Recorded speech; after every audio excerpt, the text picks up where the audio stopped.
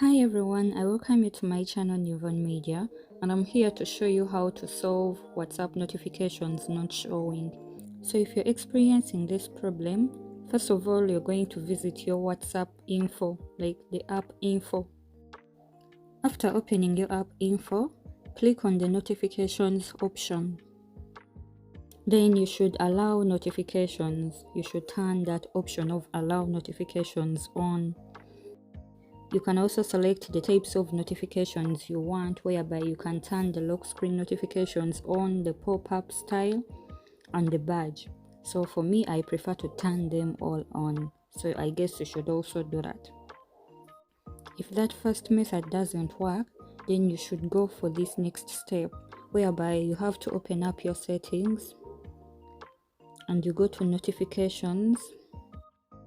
Then you open your app notifications. Then you should scroll down to WhatsApp on your list and then make sure that WhatsApp is turned on. You should make sure that your app notifications for WhatsApp is turned on. So after doing one of those steps, you should be able to see your WhatsApp notifications.